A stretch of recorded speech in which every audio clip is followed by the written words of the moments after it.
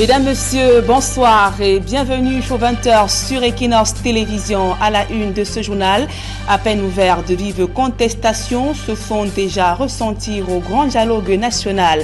Maître Akere Mouna, Alissa Jean-Jacques Ekindi claquent la porte de cette grande concertation dénonçant une mascarade.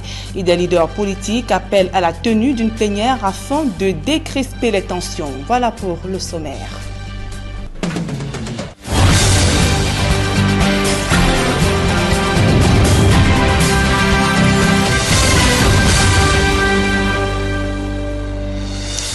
Mesdames, Messieurs, une fois encore, bonsoir et merci d'honorer ce rendez-vous de l'information sur Equinox Télévision. Le sultan Ibrahim Bombo Njoya tacle le régime de Yaoundé. À la tribune du Grand Dialogue National, il a appelé à l'alternance à la tête du pays. Membre du bureau politique du RDPC, le sultan roi des Bamoun affirme que la révision de la Constitution ainsi que la limitation du mandat présidentiel figurent parmi les remèdes pour soigner les grands mots qui minent le Cameroun. La synthèse de ce discours dans ce reportage que signe Sylvestre Hippolyte Zangaou. Dans mon esprit, le dialogue devrait être moyen pour non seulement mettre fin à la situation qui prévaut actuellement au nord-ouest et au sud-ouest, mais aussi pour régler d'autres problèmes fondamentaux auxquels les Camerounais pensent profondément et n'osent pas l'exprimer clairement et fidèlement. En choisissant de s'exprimer ainsi, lors de son intervention à la plénière au Grand Dialogue National, Ibrahim Bombo Njoya laissait clairement entendre qu'il va sortir du carnaval fixé.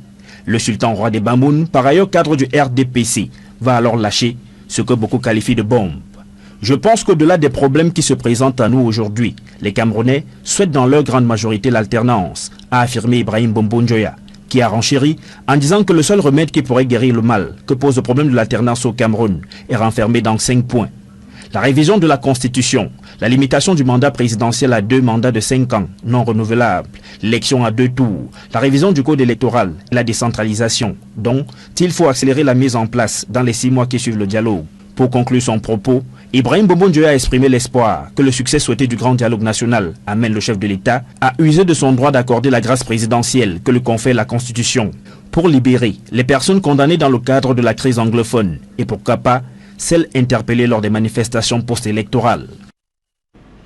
Et après la polémique au sujet de la forte présence des militants du RDPC au sein des commissions du Grand Dialogue National, le porte-parole lève l'équivoque. Selon Georges Ewanet, toutes les parties ont été prises en considération dans la répartition des dites commissions, devant trouver des solutions à la crise socio-politique qui secoue les régions du nord-ouest et du sud-ouest de Cameroun. Le compte rendu de Séverin Tchoubong, Gladys Sidier, nos envoyés spéciaux à Yaoundé. Le porte-parole du Grand Dialogue National, durant son point de presse, est revenu sur les différentes commissions dont les présidents, vice-présidents, rapporteurs et personnes ressources sont connus depuis hier. Eh bien, Georges Ewanet a tenté de justifier la forte dominance ou alors le gros effectif des membres du RDPC dans les différentes commissions. Il a rappelé à la presse nationale et internationale qu'il n'est pas question de perdre de vue l'objectif qui est bien sûr le retour de la paix dans les régions anglophones, en indiquant que parmi les 8 commissions qui ont été arrêtées pour le Grand Dialogue National, à la tête de 6 commissions, on retrouve des anglophones. Permettez-moi enfin de rappeler que 8 thématiques sont inscrites à l'ordre du jour, en droite ligne des directives du président de la République, son Excellence M. Paul Biya. Juste à titre de rappel, le bilinguisme, la diversité culturelle et la cohésion sociale, le système éducatif, le système judiciaire, l'aide au retour des réfugiés et des personnes déplacées, la reconstruction et le développement des régions touchées par la crise, le désarmement, la démobilisation et la réintégration des ex-combattants issus des groupes armés, le rôle de la diaspora dans la crise et la contribution au développement du pays.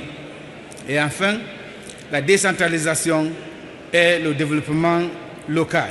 La commission dirigée par le cardinal Christian Toumi, on le sait, qui est l'un des acteurs forts de cette crise anglophone. Il est davantage connu pour ses prises de parole assez tranchées. Eh bien, il dirige la commission du retour des réfugiés et des personnes déplacées avec comme l'un de ses vice-présidents Cabral Libi, l'un des candidats à la dernière élection présidentielle.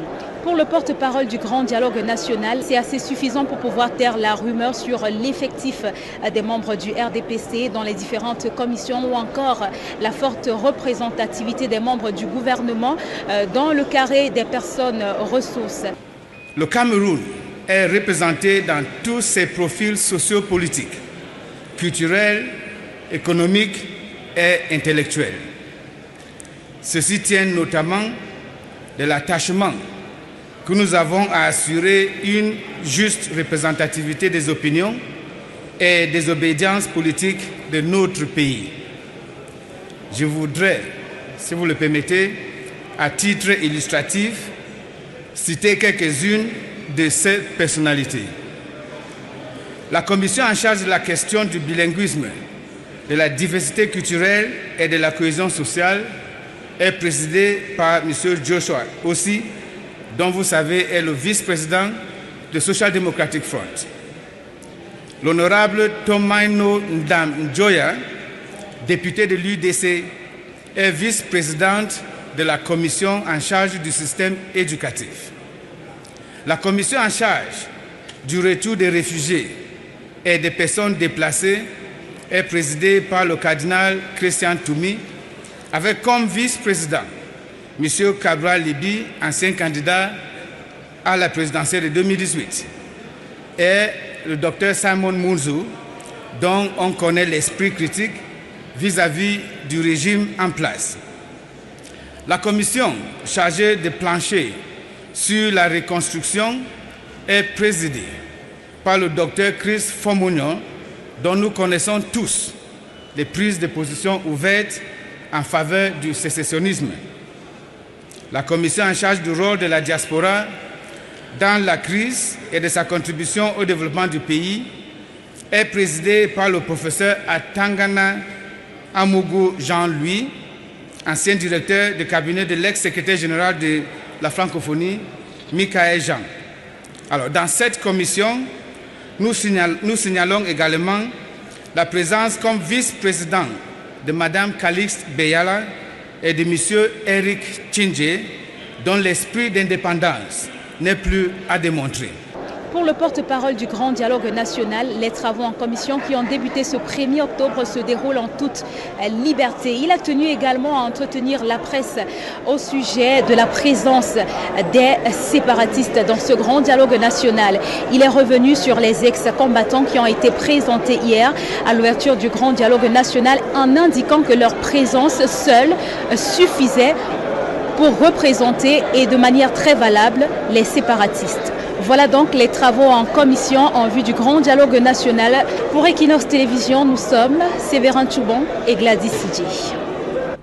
Et précisons à votre suite, Gladys Sidje, que quelques changements ont été effectués au sein des commissions du Grand Dialogue National. Le professeur Simon Munzu a été désigné donc ce matin à la tête de la commission de reconstruction et de développement des zones en crise en remplacement du docteur Christophe Fomognon, absent depuis l'ouverture des travaux. Et c'est dans une atmosphère quelque peu tendue que se déroulent depuis hier les travaux en commission du Grand Dialogue National au Palais des Congrès de Yaoundé. Maître Akere Mouna a donc quitté la table des négociations tard hier soir. Pour lui, les travaux en commission, tout comme les plénières, s'apparentent notamment à une mascarade. Et sur son compte Twitter, l'ancien avocat au barreau du Cameroun dénonce le fait que tous les membres du bureau aient été cooptés sans aucune contribution des participants.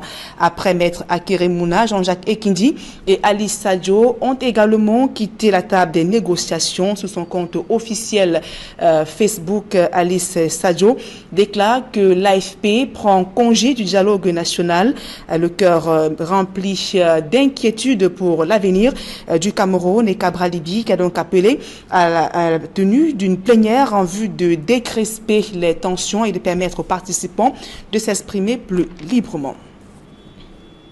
Et l'ambassade des États-Unis au Cameroun réagit après les informations parues dans certains journaux décrivant le rôle trouble de ce pays dans le dialogue national. Dans un communiqué, le département d'État américain dément les allégations selon lesquelles un haut responsable aurait accepté de devenir porte-parole de l'Ambazonie, déclarant qu'il ne serait pas à mesure de participer aux négociations. Les États-Unis réitèrent leur position d'observateur neutre du processus en cours et exhortent toutes les parties impliquées dans ce conflit armé à renoncer à toute forme de nouvelles violences et s'engager vers un dialogue ouvert sans conditions préalables.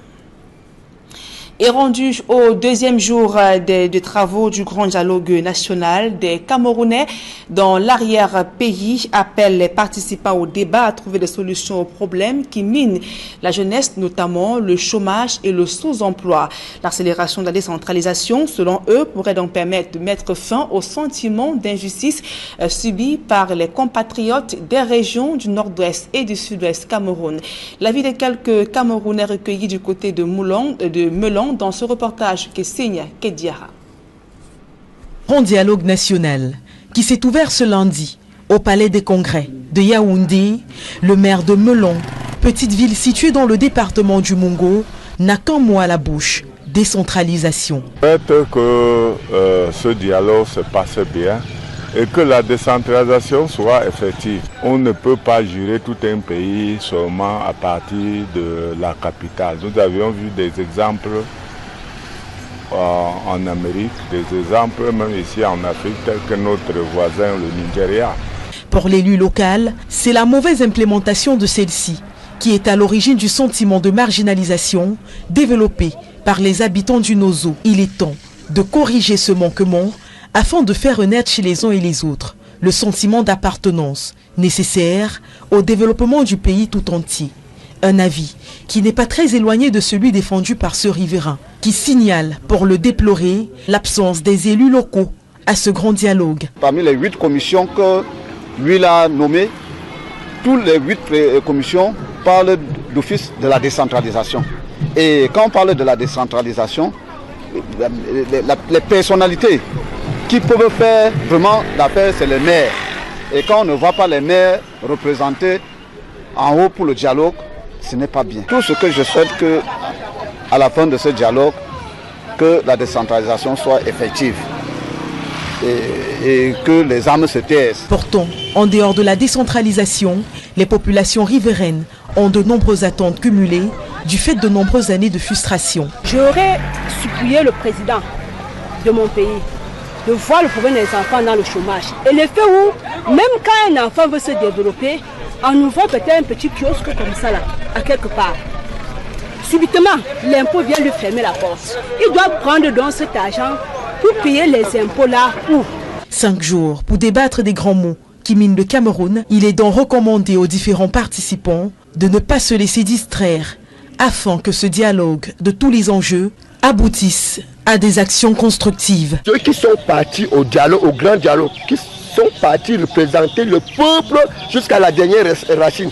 Et il faut dire qu'ils sortent là avec quelque chose qui impacte, qui doit nous refléter qu'on a eu quand même des gens qui réfléchissent. Il ne faut pas qu'ils aillent là-bas, on leur donne un peu de moyens, ils mangent, ils boivent, ils applaudissent, ils rentrent, on reprend le lendemain la même chose.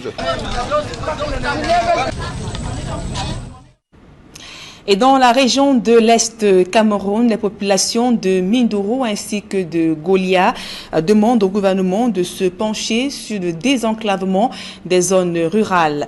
Selon elle, par ailleurs, elle milite pour un État unitaire et décentralisé. C'est du moins la substance d'un communiqué de la 9e Assemblée générale des chefs traditionnels du département du Oignon. D'autres précisions dans ce reportage de Benjamin Issam. En route pour Ngoïla, arrondissement perdu en pleine forêt équatoriale, région de l'Est Cameroun. Le trajet n'est pas une balade de santé pour le voyageur. Les populations de Ngoïla souffrent pour leur cas de route. La route est très dégradée, vous avez su et vous avez vu.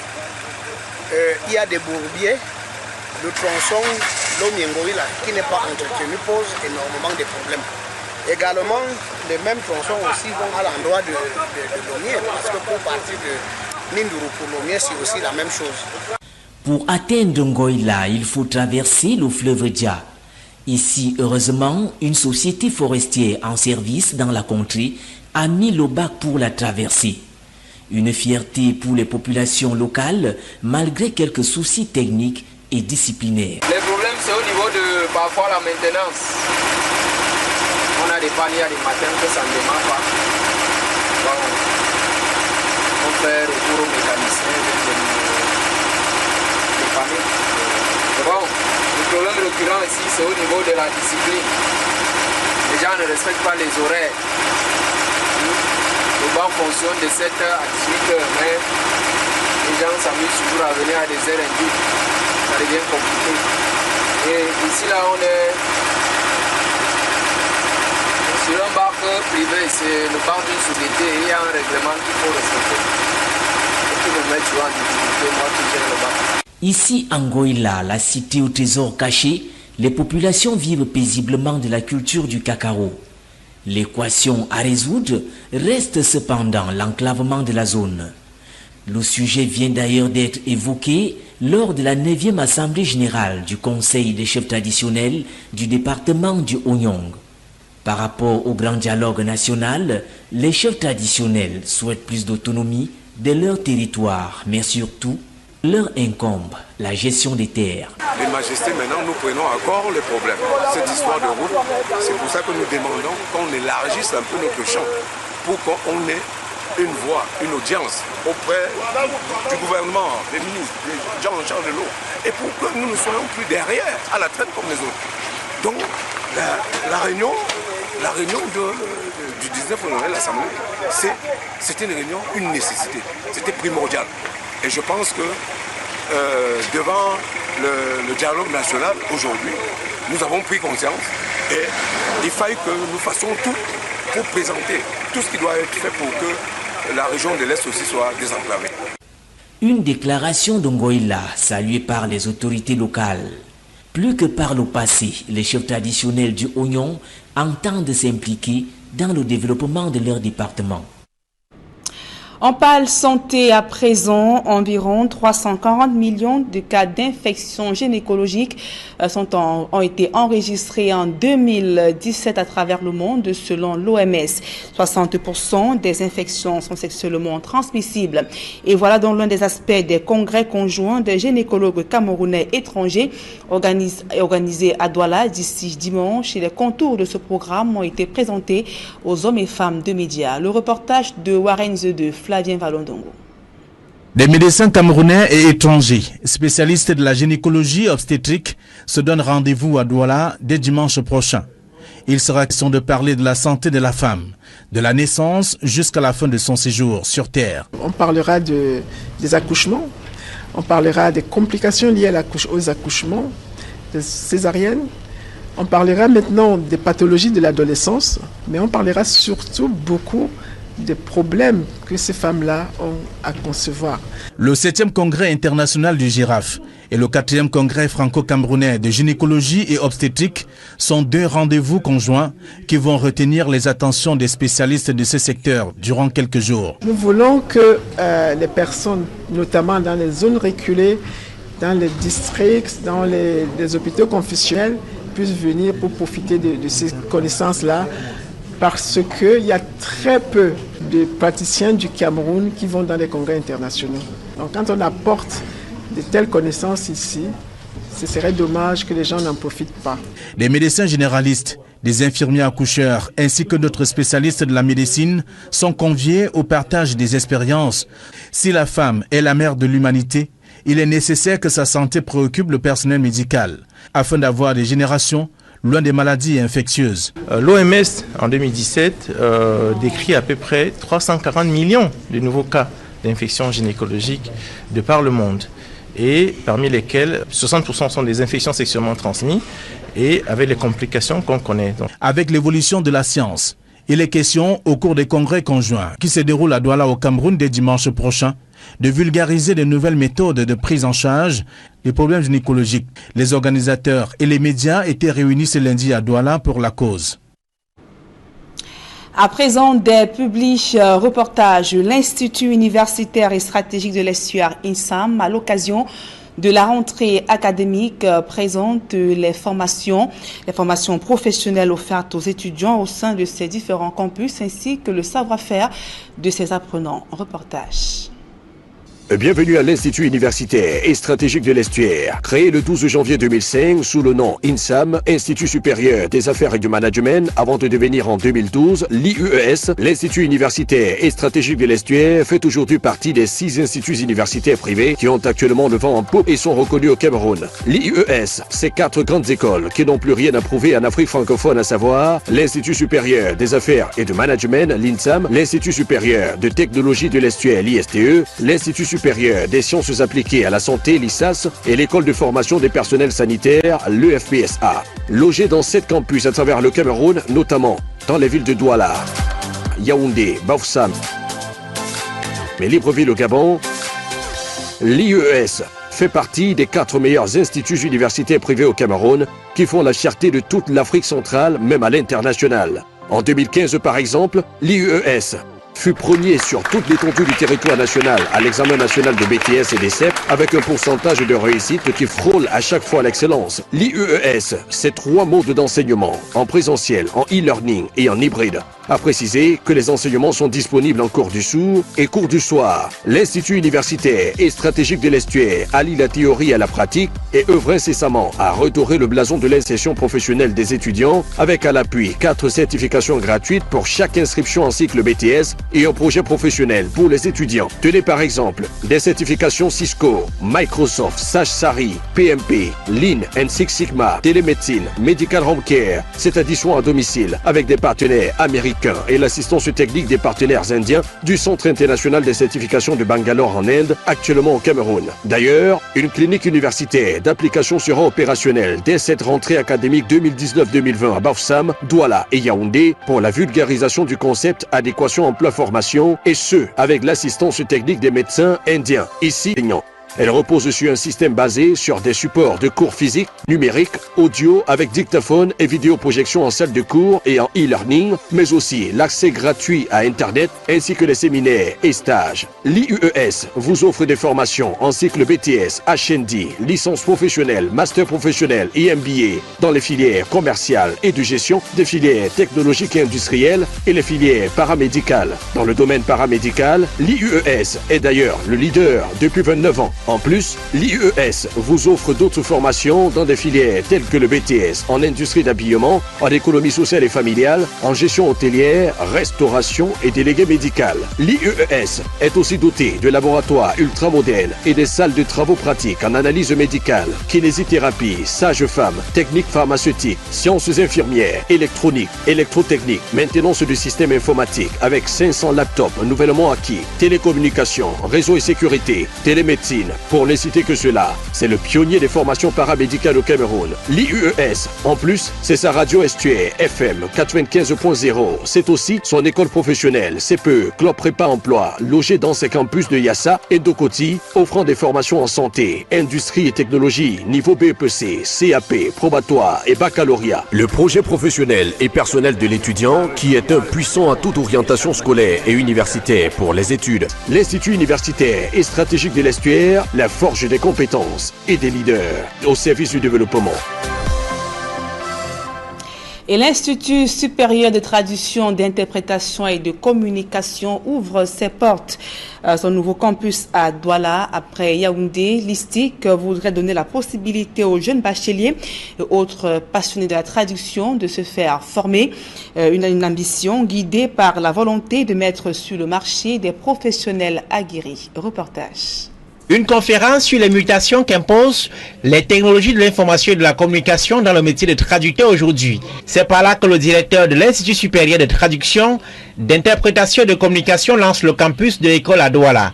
Une démarche qui, pour le professeur Charles Sow, vise à faire saisir l'environnement changeant dans lequel évolue le traducteur. Présent dans la salle, un public cosmopolite dont de nombreux bacheliers en quête d'information. Ils sont repartis convaincus de la qualité de la formation de l'ISTIC à travers les témoignages d'anciens étudiants aujourd'hui traducteurs principaux dans diverses entreprises privées ou dans l'administration publique. L'enseignant avec la capacité de pouvoir savoir quel est le problème de chacun et ce qui fait que personnellement, il prenait ton problème à cœur et il pouvait te suivre de manière avec beaucoup de proximité. Voilà un premier avantage qu'il y a d'abord eu durant la formation. Et deuxièmement, avec la formation de l'estime, c'est que la traduction est beaucoup plus spécialisée et technique. Dans quel sens? Je m'explique. Nous avons des UV qui sont sur la traduction spécialisée et technique, sur la traduction économique, financière et bancaire, la traduction éditoriale.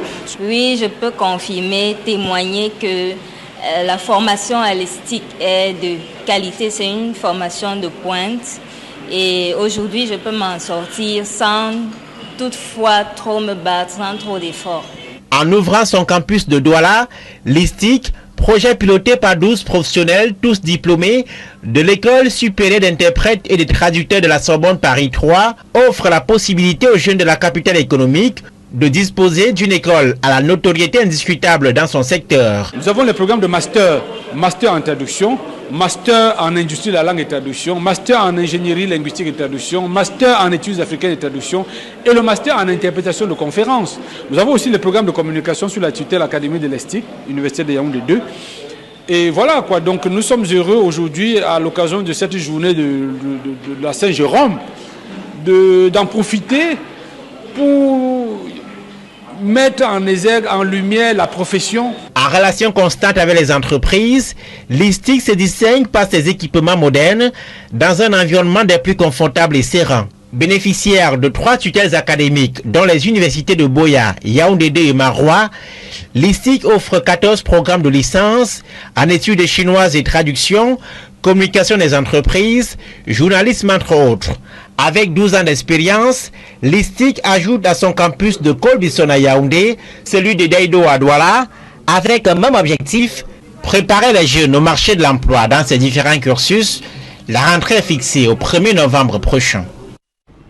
Après plus de 10 années d'expérience, le groupe universitaire ISEM-IBCG se positionne aujourd'hui comme un pôle important dans la formation adéquate des étudiants. C'est d'ailleurs l'une des raisons qui justifie son classement parmi les meilleurs aux différents examens officiels au Cameroun. Reportage.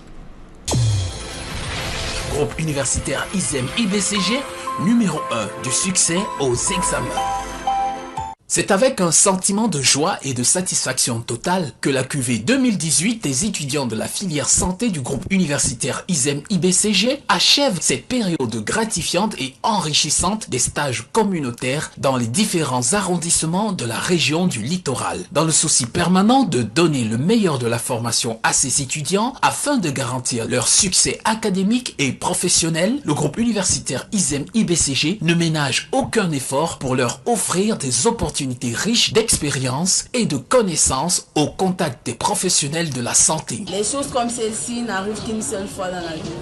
Au nom de mes camarades, je tiens une fois de plus à dire grand merci au groupe universitaire ISEM-IBCG. Actuellement, nous nous sentons prêts pour l'exercice de notre métier. Bienvenue au groupe universitaire ISEM-IBCG, numéro 1 en qualité de formation avec de nombreux majors, vice-majors et les meilleurs résultats au BTS, HND et autres. ISEM-IBCG vous offre des formations de qualité dans les cycles de BTS, HND, licence et master professionnel, MBA, bachelor degree, première, deuxième et troisième année en droit, capacité en droit, les métiers de la mer et les formations professionnelles. Découvrez le même standing, le même confort et la même satisfaction dans tous nos campus répartis au Cameroun dans les villes de Douala, Yaoundé et Kribi. Expérimentez le meilleur de la formation en cycle BTS dans les spécialités de sage-femme, sciences infirmières, kinésithérapie, techniques de laboratoire et d'analyse médicale, techniques pharmaceutiques. Get a purely anglophone professional training for the HND and HPD diplomas and also the bachelor's degree program in accountancy, insurance, banking and finance, marketing, secretarial studies, management. Obtenez également vos votre licence et votre master professionnel avec les diplômes de l'Université de Douala et ses écoles, sciences de gestion, spécialité, gestion des entreprises, banque, bourse, assurance, marketing, ressources humaines, gestion des projets, comptabilité, finance, commerce international, audit et contrôle. Obtenez à ISEM IBCG votre licence en sciences biomédicales, masters en sciences biomédicales, en santé publique. Vous rêvez d'une carrière dans les métiers de la mer, obtenez votre BTS dans les filières de la navigation maritime, gestion des ports, mécanique navale, électricité, électronique navale. ISEM IBCG numéro 1 au Cameroun dans les formations professionnelles telles que infographie, 2D, 3D et 4D, vidéographie, cinéma, montage audio-vidéo, secrétariat bureautique bilingue, comptable, juridique, maintenance informatique, marketing, programmation d'applications, webmaster, web design, réseau et télécom, transport et logistique, douane, transit, fiscalité, ressources humaines, banque, immobilier. Déjà 10 ans et nous continuons de maintenir le cap. Merci à tous nos partenaires académiques, au MINUSU, à tous les parents et à tous nos étudiants. Groupe universitaire ISEM IBCG, numéro 1 du succès aux examens.